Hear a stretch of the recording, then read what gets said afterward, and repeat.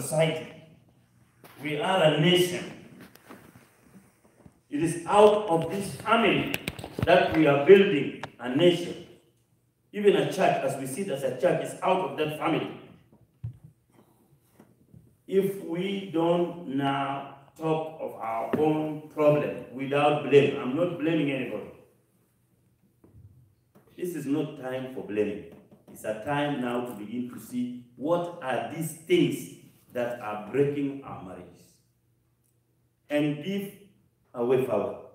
Begin to think so that we try to stop this for the future of our children.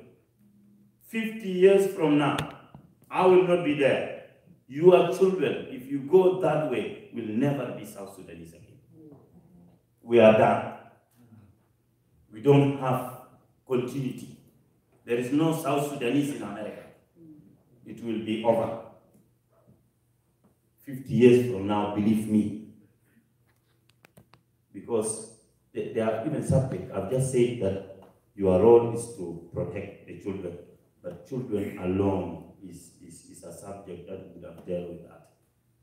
But let me just end here and just share with us. Share with us.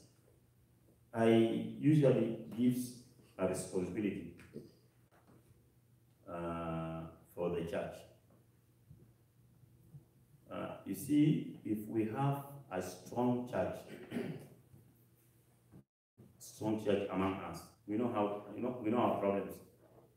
We'll be able to offer. In Juba, I have in my cathedral, I have pastors who are only responsible for counseling. All the marriages come to the church, and they are offered. They are helped. They are helpless. Outside there is very difficult. So they come and they are given a strong church. You should help maintaining families. So perhaps we don't have a strong church that does that. Because the church that we have here is a church that, you see, out of, our churches. When they came here, our pastors, they gave themselves. They gave themselves to constitute, to establish churches. And we thank God for that. They are doing that. But the same pastors are also working for their own living. They do the same. But we don't do that. I don't have any other work in Juba. My work is you. So I have time to know my congregation, to visit them, to talk to them, to do that. So I'm talking because I'm a church leader. I want to see a strong church to help the community. So this is one part. But maybe you help us. What are some of the reasons that we find it difficult, that led to our status? And that is facts. So if I can give this microphone to any who will give us, now it is your turn. Please share with us.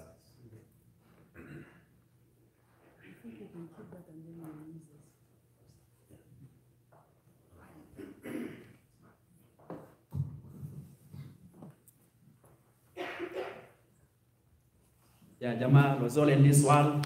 There's a man here, or concerning the topic. Just engage.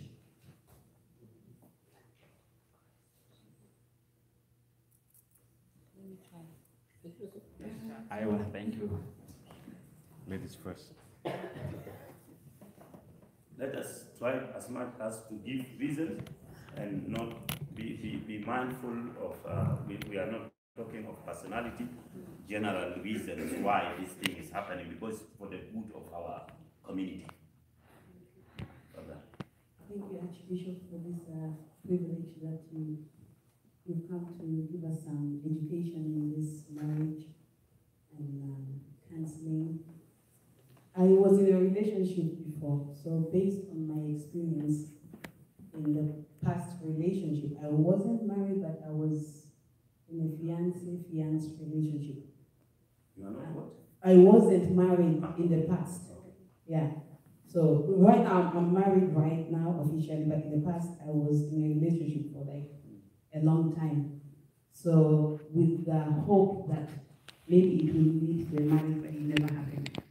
So, based on my past experience, I see that entertaining rumors and gossiping and rumor mongering, especially gossiping, listening to gossiping from people and then bringing it into the house and not believing in your spouse is one part of the area that kind of like makes the relationship weaker and deteriorates because there's not trust anymore. The person will be, all they believe is what they hear from outside, and then they come back and then look at you like, okay, you've done this, even if you haven't done it, and they will never believe. Or you hear about the other person and then you're like, yeah, it's right, because there's no smoke definitely without the fire. But there are people who are so very creative in cooking stories that will come to pass and will sound like it's really true. Gossip. And then I also noticed that there are those who are not really, it's not that everybody's gifted. There are those who are, I would say that maybe you feel you don't have the motivation to be able to, or you can be a man but you don't have the ability to be able to lead your family like you say. Or if you are not gifted, you may be like, let me say, Kaslan, or stuff like that. Then you will be expecting, you have to step up and take the role of the husband, of the family. So then you'll be leading the house instead of the man be the head, and then everything is on your shoulder. And then these are things that really kind of like, bring argument, misunderstanding in the family, and then eventually, if it's a real marriage, then there's a collapse. Thank you very much. Thank you very much. We are learning. That is us. Let's bring and we find a solution to this because it's our problem, especially this gossip. This gossip. There are people who are specialized in that. They are good at that. They will ruin your family. They will ruin you with it. Gossip. Swata. And thank you for that. We just bring out the reasons. We just want the reason so that we have no solution for it now. We'll go through it. We'll have the church here now begin to share about this. We train people, by the way. We have in Richmond, we have identified one person. In Dallas, we have identified Abuna Joseph, Abuna Change of Day. These people are going for training so that we have people who are trained in their respective churches to continue. So we are not just doing we are doing for our children to come. Otherwise, they are not children. Thank you very much for sharing that experience. Okay, I will give him and then. Thank you, Bishop.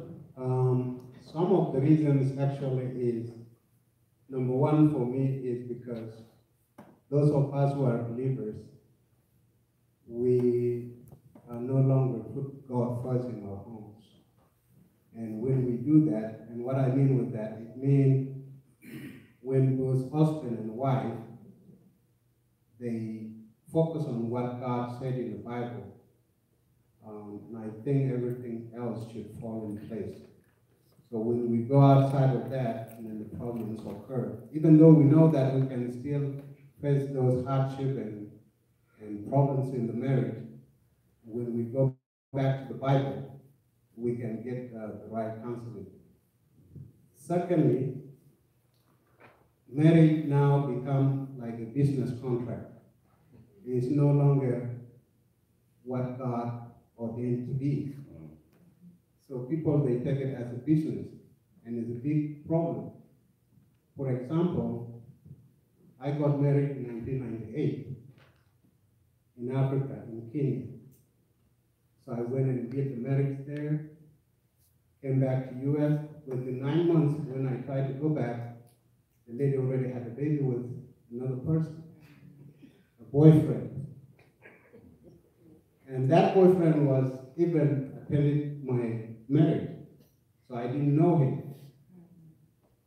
The parents of the girl, they didn't even inform me that the lady was pregnant until I traveled back to Africa and found the lady. She ran out from the house, went to Kakuma, and left the house and sold everything. So you see, the marriage become like a contract. It's no longer valued.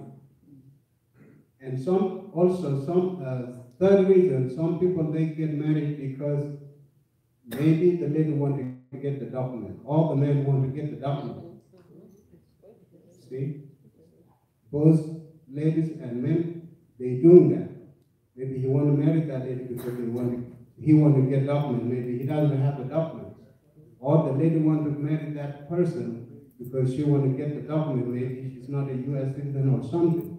That marriage is not going to last. See? So there are so many reasons. Now marriage is no longer what God wanted it to be. And I can continue, but I can just give you those few. I could hear the communication very clear, lack of communication. I could hear infidelity, I could hear all those expectations very high. Some marriages, you get there, you expect, but when you get there, things are different. So thank you.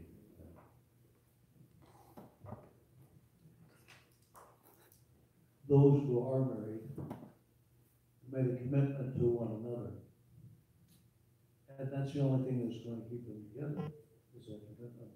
And when their marriage breaks up, it's because they've hurt one another really bad. Forgiveness has fallen away from one another. This whole thing sets an example for the children. And we have divorce today beyond what it should be. It shouldn't be, period. But it's increasing because God said he hates divorce.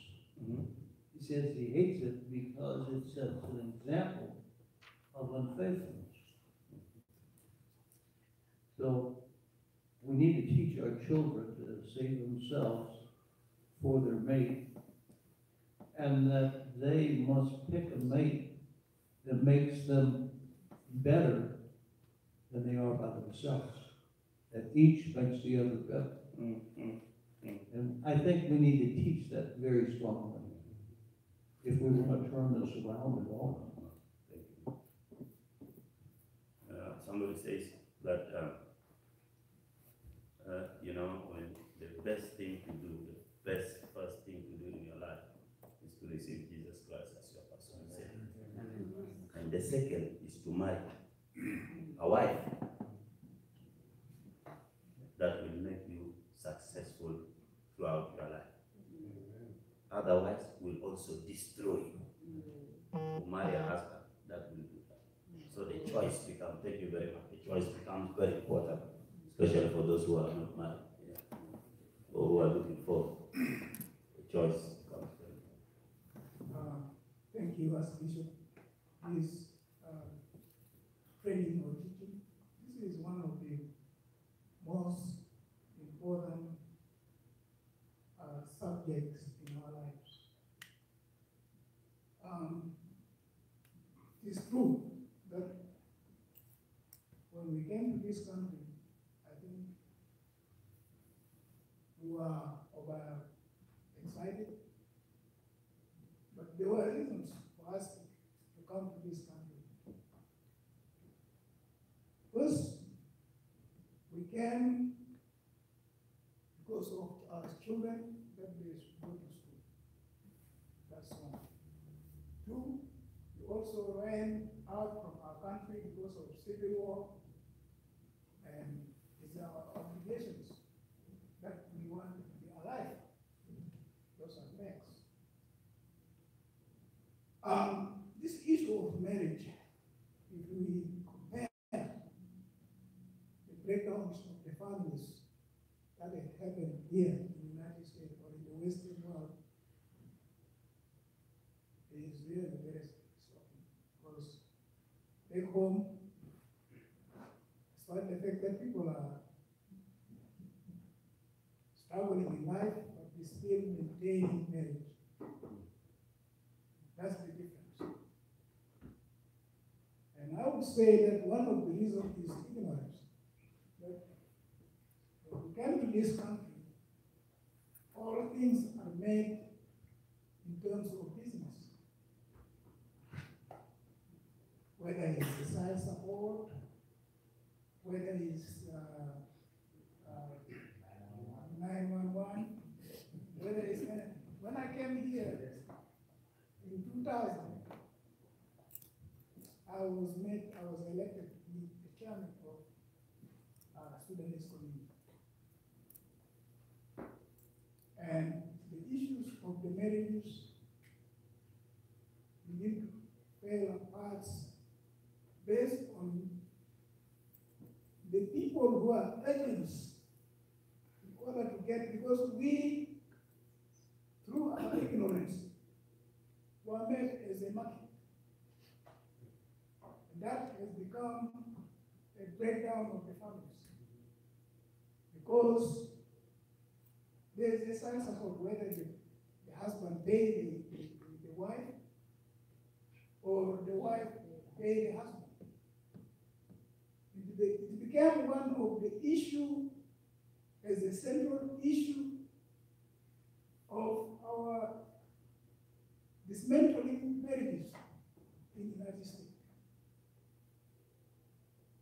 Those are some of the fundamental things that if the ignorance have not gone into our heart, so that we can break down the families and the children became victims, this would have not happened. For me, I just take that one as one of the key and fundamental issues based on our values. And a kind of what we have talked about here, whether it is respect, or something like that, became a problem. Another issue is this kind of tedious work that we do in this country. The husband maybe work 2 jobs. He cannot fulfill his main obligation. And sometimes he is accused of having another wife. And then problem became in the house. Those are some of the issues that also affect our communities. So we don't know. And I wish there were a lot of people here so that we can, because we are really looking at the process of how we can maintain ourselves. As we have said, in 50 years, if you are no more here, I think we are not going to leave anything behind. The other thing also is our children. Our children are taught the numbers of 911. That's why parents even cannot even tell the children that this is wrong and this is right. When the mother says that, or the father says that, then you call 911. And this is the business itself. When the children are taken from you, you pay the price and they're getting benefit from it. So those are some of the issues we have come to this country. It is really very difficult for us. Thank you. I read you.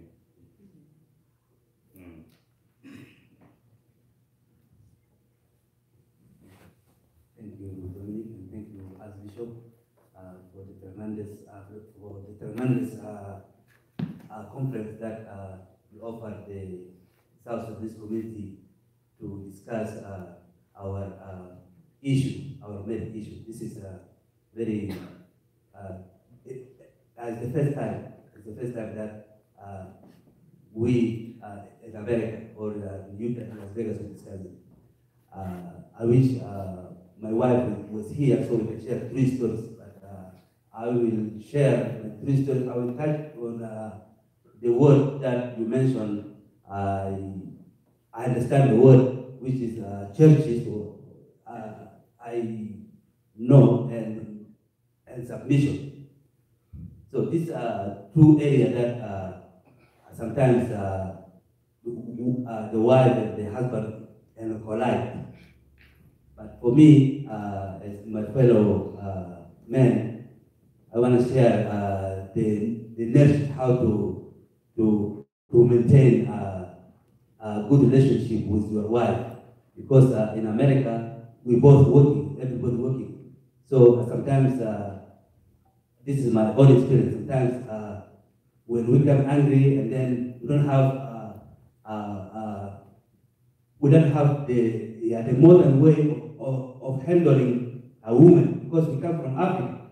And for us, me and Bishop, we know that when we are youth, we like girls. We say, hey, we love them. But when we get married, then we get angry from them. We don't like them anymore.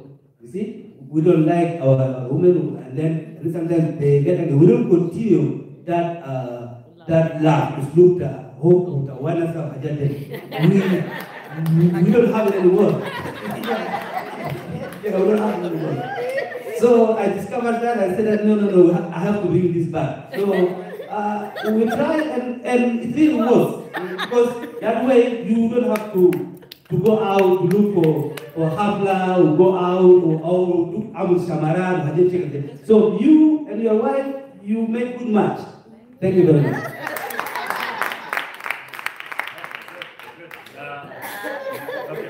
Good. Okay, thank you. We'll still, okay. We are learning.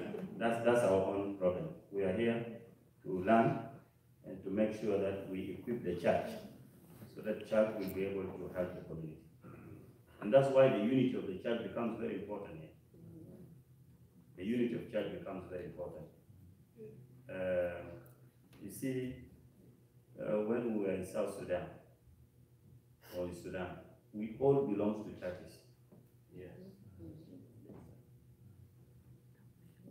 And now when we came here, thank God that God was able to raise some men and women to continue leading the church. We should be thankful to those who God has touched their heart, sacrificially gave their heart to leading the church. The churches that we have here does not belong to individuals.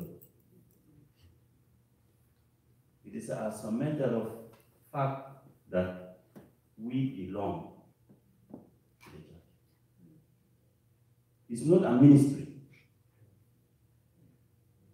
So we have come here, we are not longer a denomination. Fine, that's okay. But we still belong to churches. I'm an Anglican. I have a congregation here who are Anglican. Others are not. But we are all church, United Church of Jesus Christ. And we want to, this is a gift. We want to maintain our unity. It's good for South Sudanese because you are actually divided back at home. And so if we have a united church here, then you are also teaching us back at home that we have to be united. And so we want to see all our churches. You have different churches, but yet one. So I've been to some states. Some pastors wanted to make themselves, they own the church. You can't own the congregation. This congregation belongs to us, belongs to churches. The fact that God made it in the way that we can enjoy the unity in diversity. We come from different communities, different ethnicity. We put ourselves together and begin to praise God. I think you are stronger than our churches. So maintain this. Even if we have 3-4 churches in here in this city, I want to see that unity is reflected. Yes. I want to see that unity because You know, I think it's in this country, and even in some countries, that you can have a ministry and then you own the ministry. You become everything. A dictator like. You are everything. You are pastor, you say something, it happens. So this is not the church. This is different to our culture, our tradition, our setup. You can't have a ministry, you call yourself, I'm a pastor and everything I have to. No way, you go and gather other community, other nationality, and practice this. But South Sudanese, no, they belong to churches. They have come here from different churches and they group themselves. It's a gift. Let's have this gift together.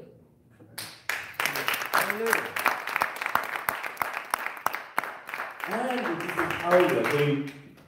This is how we are going to be united, and this is how we are going to maintain this community of South Sudanese, and we'll work together for 10 years, 15 years, together our children will remain South Sudanese.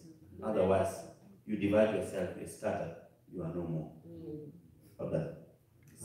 Thank you, Archbishop, and I wish if all the South Sudanese are here so that they can benefit from this conference.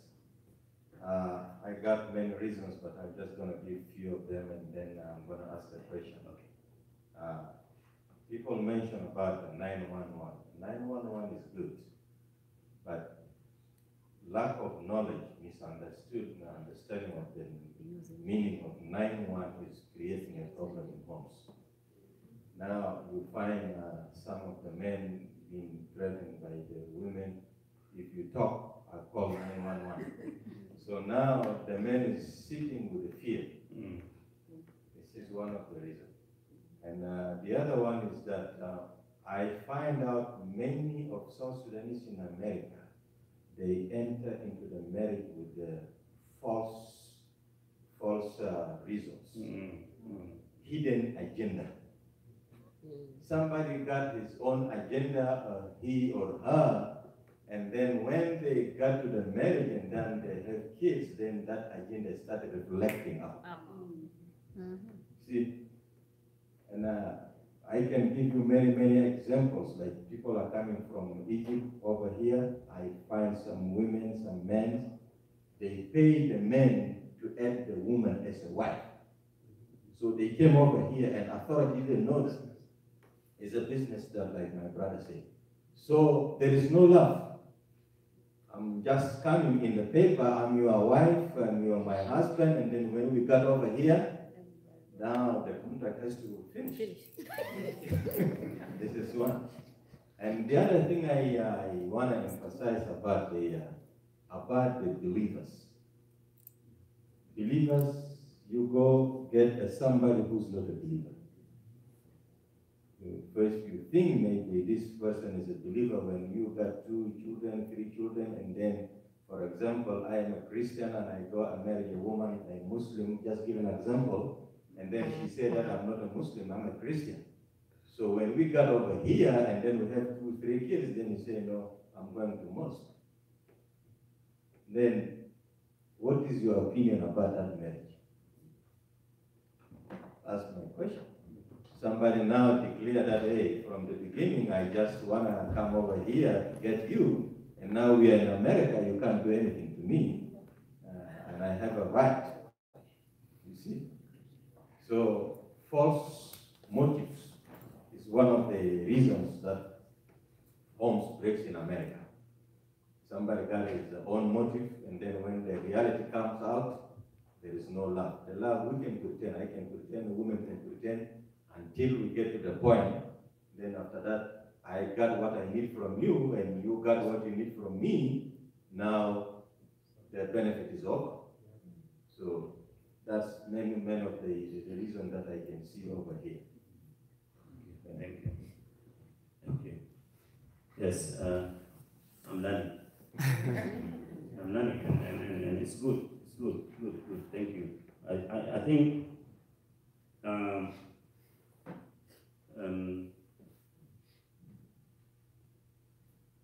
we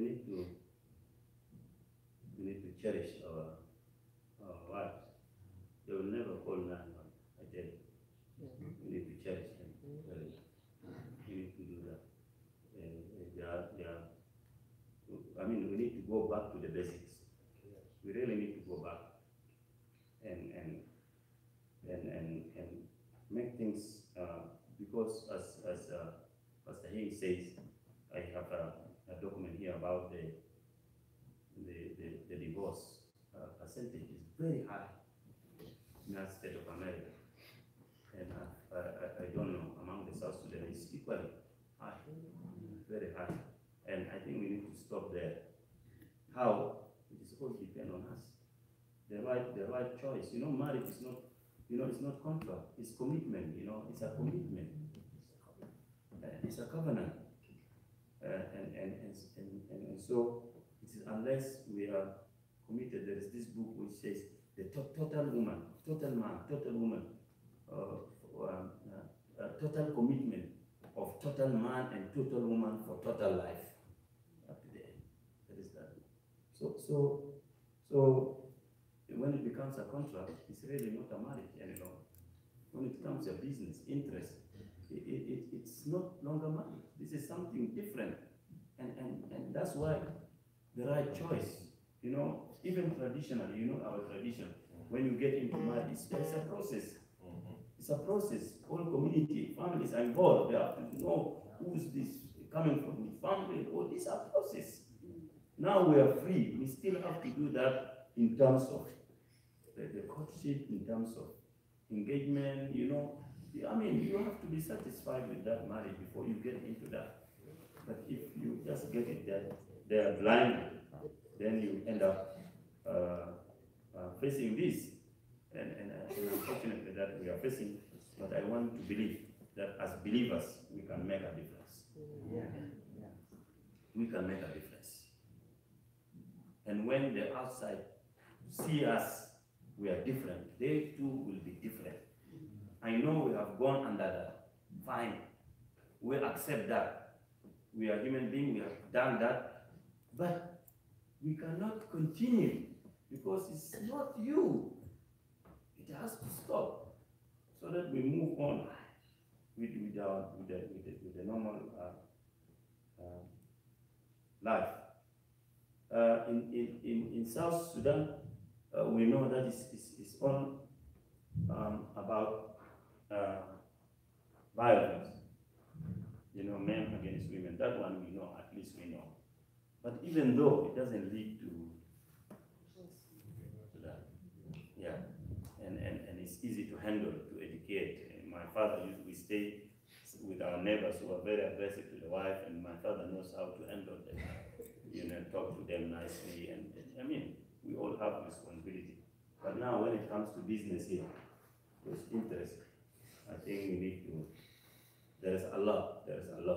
These are all the samples, there's a lot. We're educating ourselves, and I think we'll move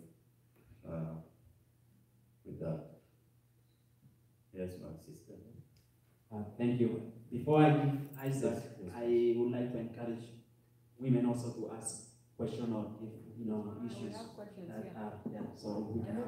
Excuse, just remind me, what was it, the last comment? My question, marriage between believers and non-believers. Okay, thank you. You discover that from when you start in the middle, then you discover your partner is not longer in faith with you. This one say Allahu Akbar, and this say no, I want to go to the church. What is your opinion on that? I have an opinion, a practical opinion on that. Yeah, and also biblical. See, believe me, you make that mistake, you are done. You make that mistake, you are done. You have to marry a believer. You too are a believer. And the Bible says what? Yeah. But what if they hide? Yes. They hide, and then they discover later. Yeah. That's the question. Yes. Even if let me sorry, I want to comment on this. This is a very interesting comment. Yeah, go ahead. Go ahead. I want to give the mic. It's become interesting. Yeah. He want to say, because I don't want to say about his sister married to a Muslim. Yeah. He had wanted to say something about, but I know the story. It's also the husband of your sister is my friend.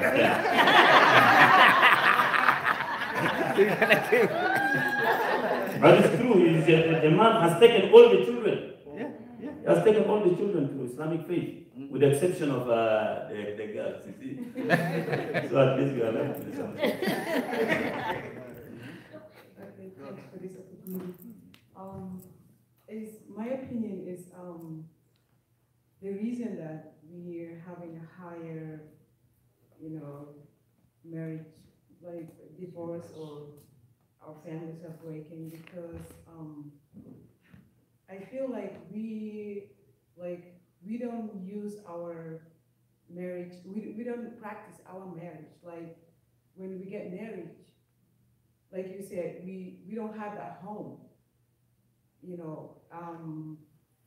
The woman is over there with the children. Our churches is filled with women and children, and the men are not there. They're home, or they're in their own places that they go. And also alcohol, that our men start drinking, or our women also, maybe they start drinking also, and that brings a lot of conflict at homes. And we don't have that communication also. Communication is a key of the marriage. If we don't communicate, our marriage is not gonna work. My marriage broke because of alcohol.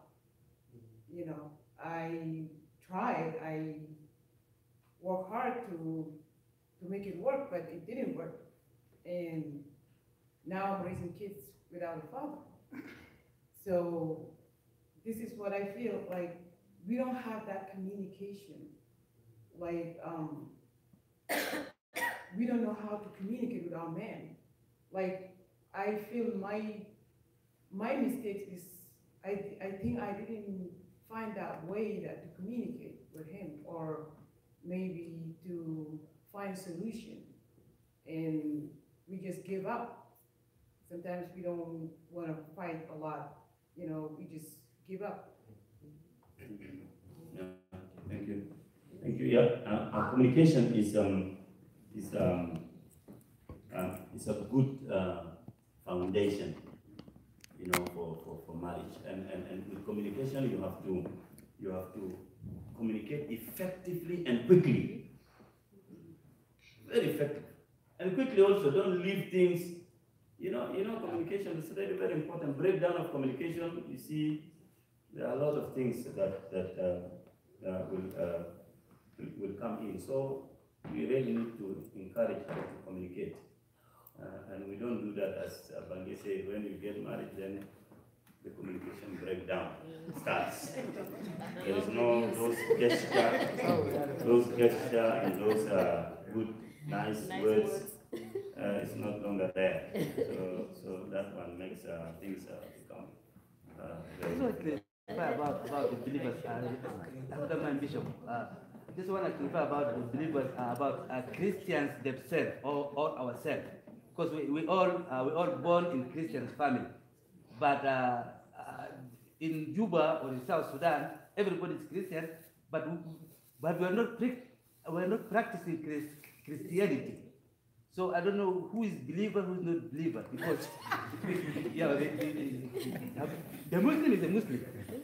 That's okay. But we hold the community, we all Christian, our friends, but I myself, I'm trying hard to submit so I can be strong, because I have the best, but the entire community, we're having difficulties to submit to the way of Jesus.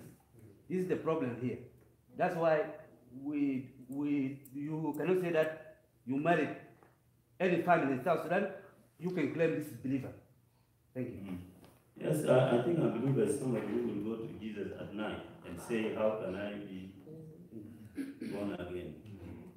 Yes, that person will go at night to Jesus, and Jesus will tell him or tell her that unless you are born again.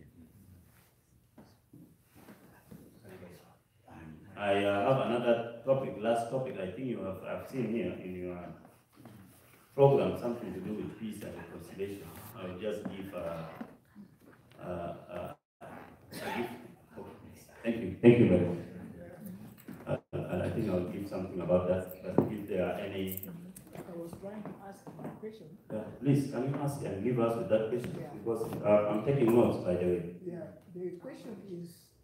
Mike.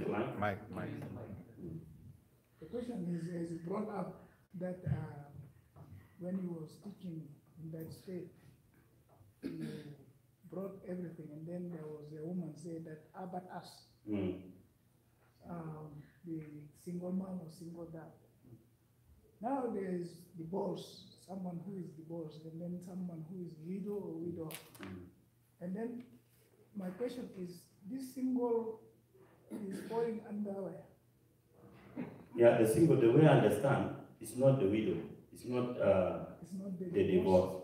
It is a man, perhaps, I don't know whether you adopt children. You have, or you look after children. It's not your own children. Oh. You don't have. I mean, you are not married. That, to my understanding, but if also that is different from this here, there are some women, the definition have no problem, but because there are some men are equally responsible for children, but that's not their children. Perhaps that falls under that category. Or perhaps you also have children, but you don't have the, I mean, their husbands are not there. Oh, okay. So, which means that for those moms who may be here and the husbands are in South Sudan, they can be called single moms. They are not falling under the other categories of the widows or the... Yeah, they are married. It's only that their husbands are not here. Because this one, actually, we found it here. And it is even me, I was arrested.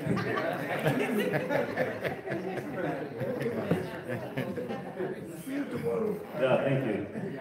Thank you.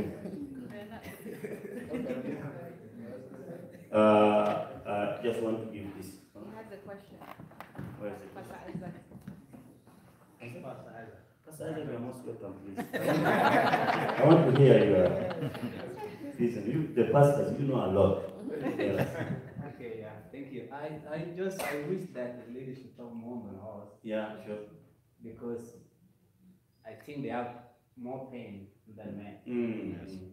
I was hoping people that they should because, it used to be like 1, 2, 3, 4, 5, 6, 7, 8, 9, 10, men.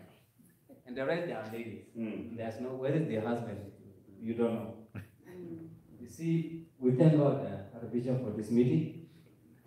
And I hope that this is not one day meeting. This is a broad teaching that people should have to really understand. But we have a situation here. There's something that you mentioned here, these are the right things in the Bible concerning the marriage. Why God ordained a marriage. Now the Bible says that my people are perished because of what? Lack of knowledge. If we come to our community, you see, community here, the Southerners, we are 85% ignorant of God's word. Then 5% coming to the church. And 2% understand the principle, the gospel. When you understand it, you fall into the right way. Then 3% are just the increase of the church going. They don't understand. This is where that our community are perishing. Now, for the home to be a home, you need the two people to cooperate and understand the principle of marriage. And you cannot find the principle of marriage in the code of the law. You can only find it in the Bible. Like you mentioned the 3 things right here. And still, our community are too far away from it. There's a place here they call K&K. I don't know what they mean K&K. If you go there, It's the last name of 2 brothers. Quay and Quay. okay. And what Gary said is Quay. James Gwen. Okay, now if you go That's just the name of the shop. Yeah. If you go to that shop, you will find your people playing domino, cards, the whole day, from morning to the evening. Where is the wife? You don't know. That is a lack of knowledge. Because if I'm married and I have a wife and I'm not working today, what I have to do? Stay home. Be at home and cherish my wife. Do homework, children. Make sure that I close to her and comforted her in every kind of pain. Because the big part of communication at home is come from the main face. Big part. That is why from the beginning when Satan came to deceive Eve and eat, Eve went to Adam and gave him, and he never refused it. He took it and he ate it. So this is where that we are, that when we came here, I see that people put their food stuff 3 times. The culture that they are not belong. And then they find it is a freedom that will never end. And now they fall into that and they don't know the right and their left. Where on earth that a woman will come to the church every Sunday and you will never see the husband coming to the church one day. Only that funeral.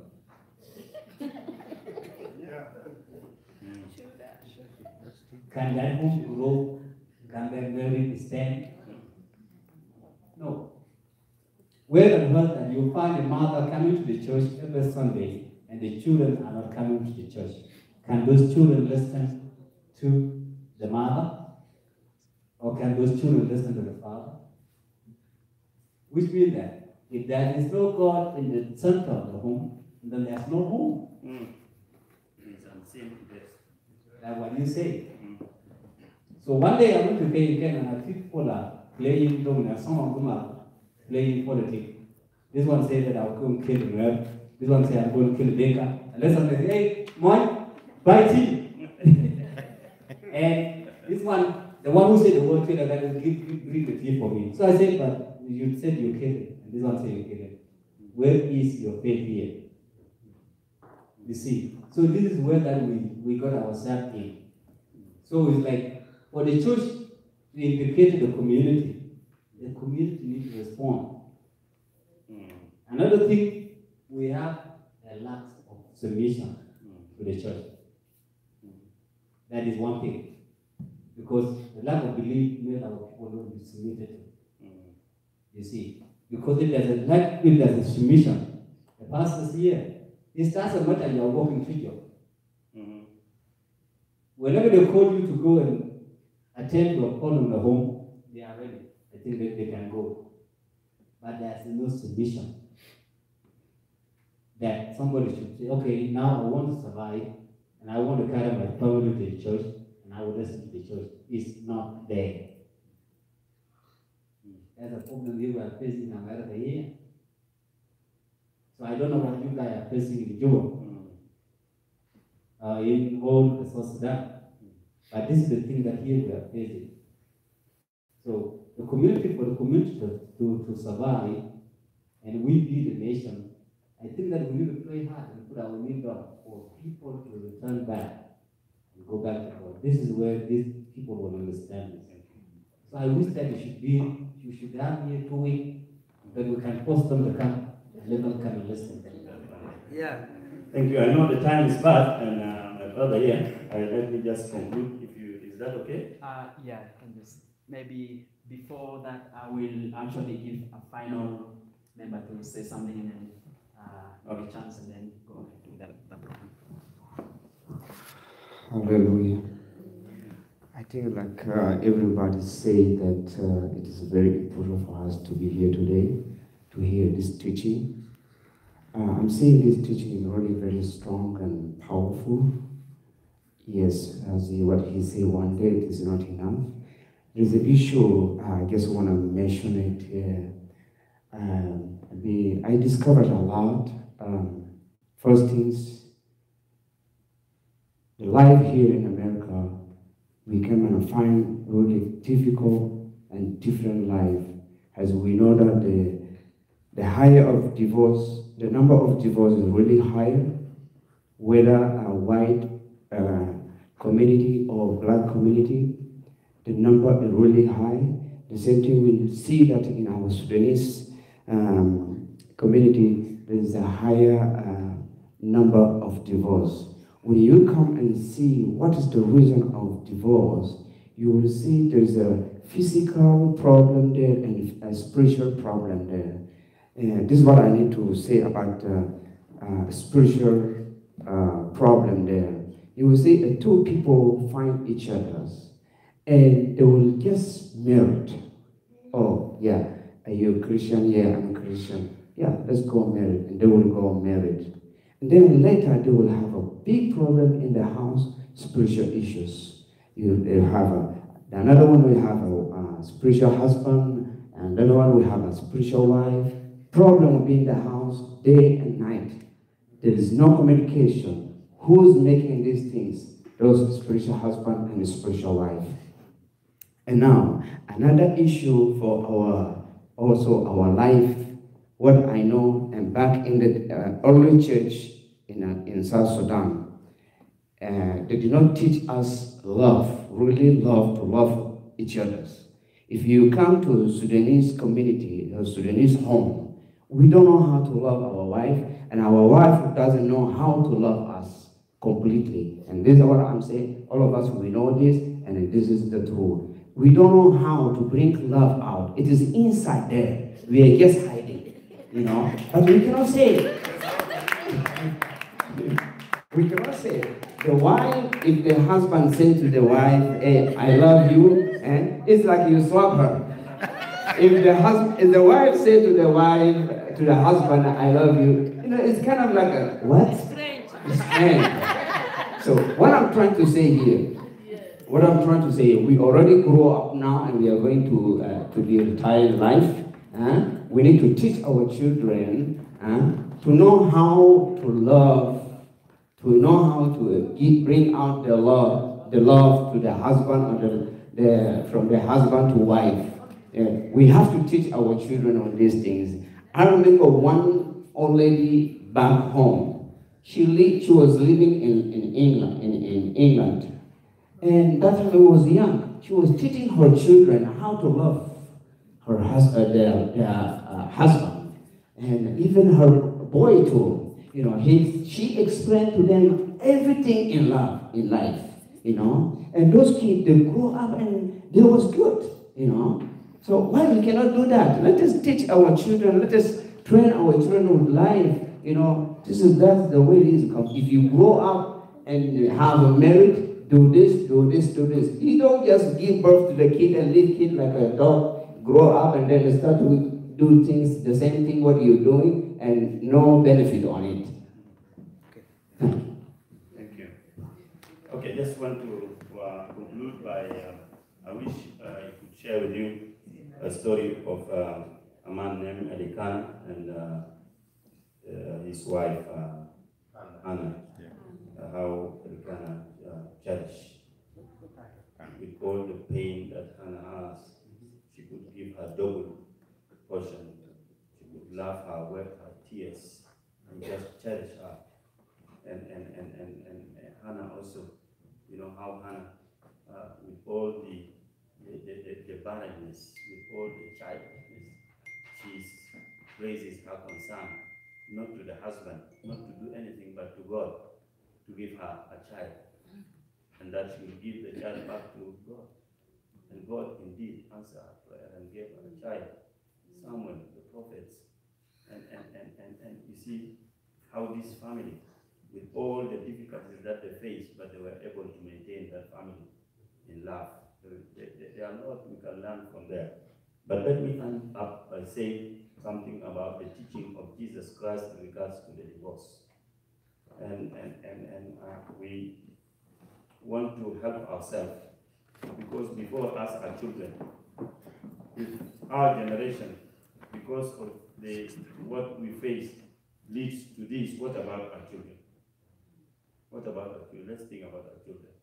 Because I believe the pains that you have gone through, you will not want your children to go through the pain.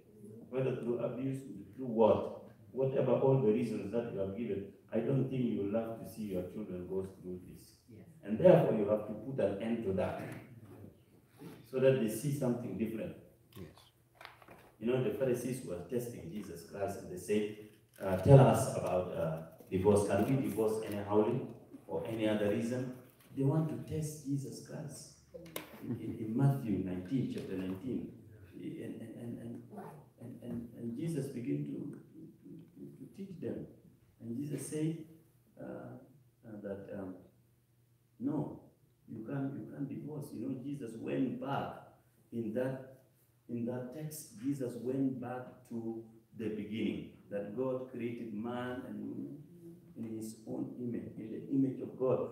He created them male and female. You know, Jesus took the Pharisees back to the beginning, the reason for the marriage, so that the Pharisees should understand that, you see, there is nothing called divorce. Then again, the Pharisees tested Jesus. They said, why Moses allowed the divorce? And this is what Jesus said, that Moses allowed divorce because you hardened your heart. It is not the original reason that God created, because of hardening of your heart. What is happening in our community?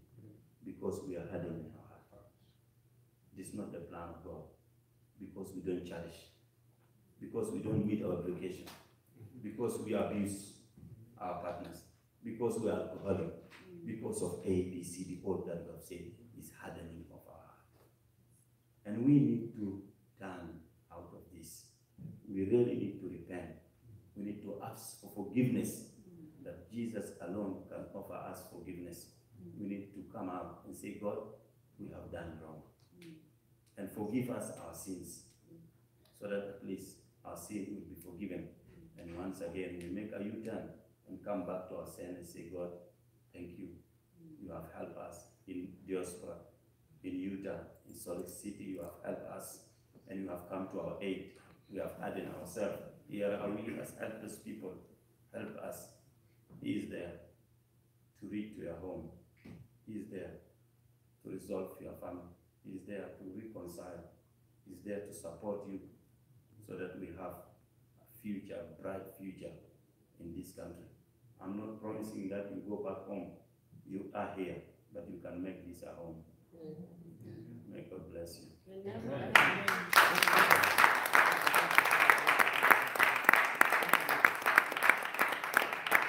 I will later pray. I want to pray